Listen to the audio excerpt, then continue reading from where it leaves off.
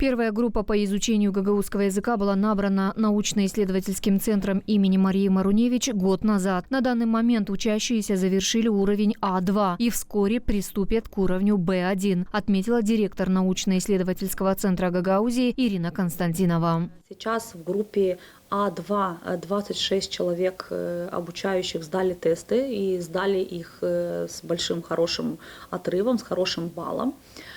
Поэтому мы надеемся, что те, кто отдавал заявку на B1, добавится несколько человек. Это будет группа где-то около 30 человек учащихся. Это вполне нормальная функциональная группа, в которой педагог может свободно работать практически как индивидуально.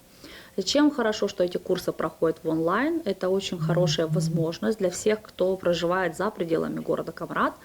Те, кто работает и живет за пределами Республики Молдова, они спокойно по ссылке могут подключиться к нашей платформе и изучать в онлайн-формате в удобное для них время, в удобное для них месте. Курсы по изучению гагаузского языка были разработаны с учетом требований существующего в международной практике принципа разноуровневого подхода к изучению национальных языков, отметила Ирина Константинова. На протяжении 3 лет разрабатывали эту программу для преподавания гагаузского языка для взрослого населения.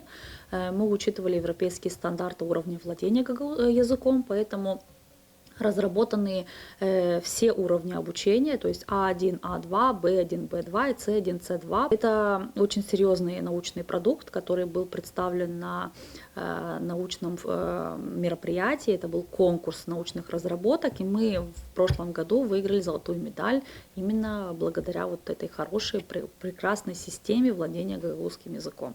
На данный момент научно-исследовательский центр Гагаузии осуществляет набор желающих изучать гагаузский язык по уровням А1, А2, Б1 и Б2, сообщили в ведомстве. Мы объявление повесили на нашем сайте и очень просим общественную компанию телерадио ГРТ, чтобы они максимально помогли нам проинформировать всех жителей, проинформировать всех, кто смотрит ГРТ, о том, что мы запускаем опять новый уровень А1 для начинающих.